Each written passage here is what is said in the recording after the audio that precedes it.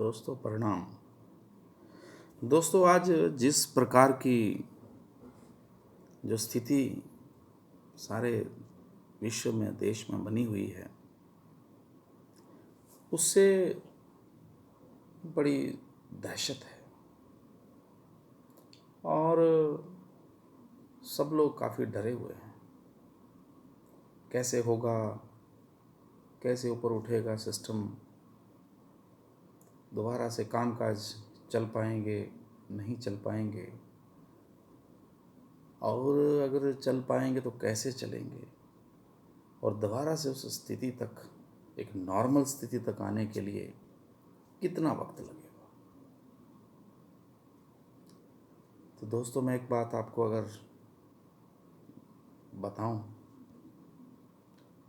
शायद आपने भी विचार किया होगा, शायद आपने भी इसके बारे में सोचा होगा।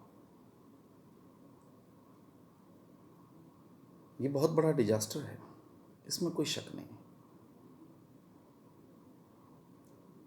लेकिन अगर आप विचार करें इसका दूसरे पहलू में, तो हम में से बहुतों ने, इस देश ने, बहुत सारे राज्यों ने ऐसे ऐसे डिजास्टर भी देखे हैं जिनमें सब ज़ीरो हो गया, इंफ्रास्ट्रक्चर ज़ीरो हो गया, कामकाज ज़ीरो हो गया, और कई वर्ष लग गए दोबारा से इंफ्रास्ट्रक्चर खड़ा करने के लिए। जैसे भूकंप जैसी आपदा, आगजनी जैसी आपदा, बाढ़ जैसी आपदा, सुनामी जैसी आपदा, और ना जाने कितनी आपदाएं इस प्रकार की समय पर आई हैं कि इंफ्रास्ट्रक्चर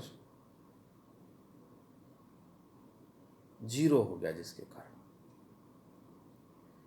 आज कम से कम ये महामारी तो है, डर तो है, लेकिन विचार करें तो कम से कम हमारा इंफ्रास्ट्रक्चर तो खड़ा है। कम से कम ये स्थिति तो नहीं है कि इंफ्रास्ट्रक्चर को दोबारा से तैयार करना पड़ेगा। आज हमारी दुकान किसी कारण नहीं खुल रही, आज हमारा व्यापार किसी कारण नहीं चल रहा। जैसे ही स्थिति नॉर्मल आती है, जैसे ही दोबारा से जिंदगी पटरी पर आती है, हम अपने कार्यालय में, अपने कामकाज वाली जगह में दोबारा से पहुंचेंगे, हम उसका ताला खोलेंगे और सारी की सारी इंफ्रास्ट्रक्चर, सारी की सारी चीज़ें हम एज इट इज़ जैसा बंद करके गए थे वैसा पाएंगे।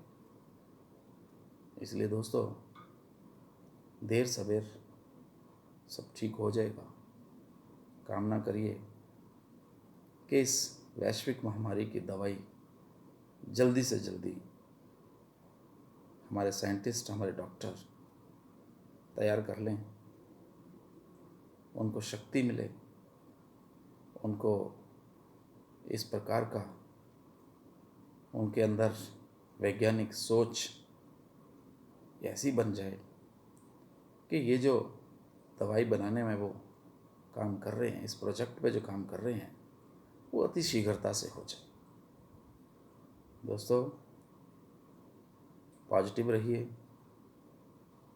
विचार जो दूसरा पहलू हमने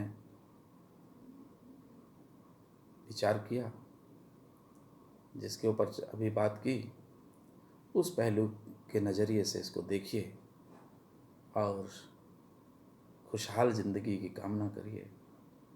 बहुत जल्दी खुशहाली लौटेगी, दोबारा से रौनक